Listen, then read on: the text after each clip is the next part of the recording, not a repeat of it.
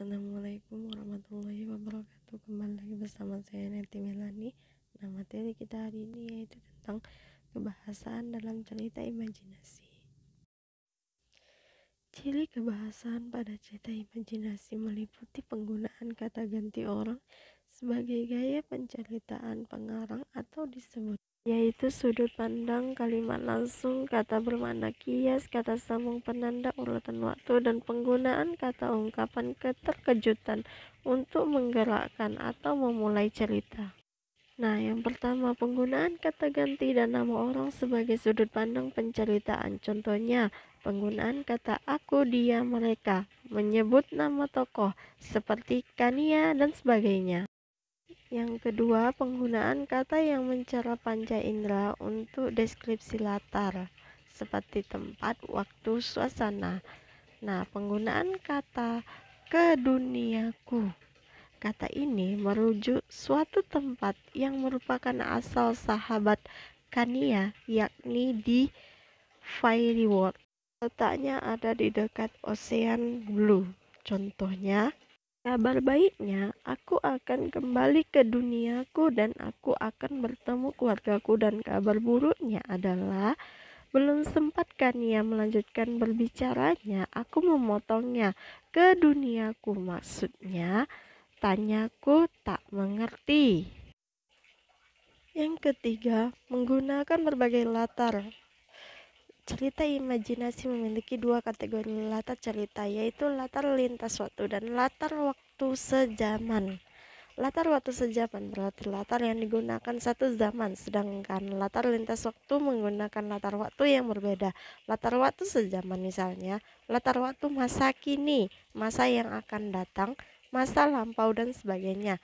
Sedangkan latar lintas waktu menggunakan dua latar berbeda, misalnya masa kini dengan masa 10 tahun yang akan datang, atau masa kini dengan masa lampau.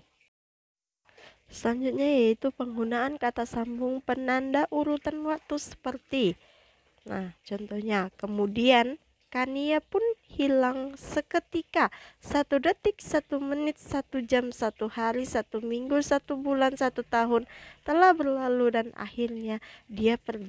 Supaya aku bisa mencari teman agar tidak menyendiri seperti ini terus. Menggunakan pilihan kata dengan makna kias. Misalnya, kamu seperti kata merindukan bulan saja.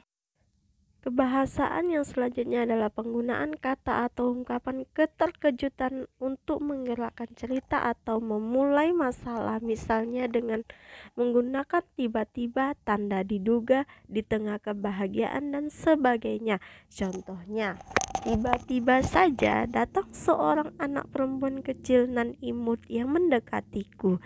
Nah, kalimat selanjutnya menggunakan kalimat langsung yang terlihat pada dialog. Contohnya, apa aku bisa ikut denganmu?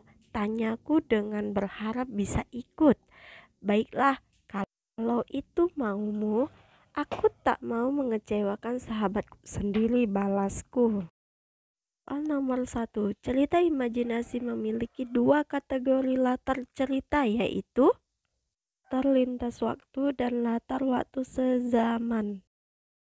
Nomor 2, tiba-tiba saja datang seorang anak perempuan kecil nan imut yang mendekatiku. Nah, kalimat di atas menggunakan kebahasaan, yaitu kalimat langsung yang terlihat pada dialog. Nomor 3, contoh kalimat kebahasaan yang menggunakan pilihan kata dengan makna kias, yaitu kamu seperti kata merindukan bulan saja. 4, penggunaan kata aku, dia, mereka, menyebut nama tokoh, Kania, dan sebagainya dalam kebahasaan teks cerita imajinasi merupakan kata, yaitu penggunaan kata ganti dan nama orang. Nomor 5, yang termasuk contoh kalimat pengguna kata sambung penanda urutan waktu adalah yaitu kemudian Kania pun hilang seketika, 1 detik, 1 menit, 1 jam, 1 hari, 1 minggu, 1 bulan, 1 tahun telah berlalu dan akhirnya dia pergi supaya aku bisa mencari teman agar aku tidak menyendiri seperti ini terus.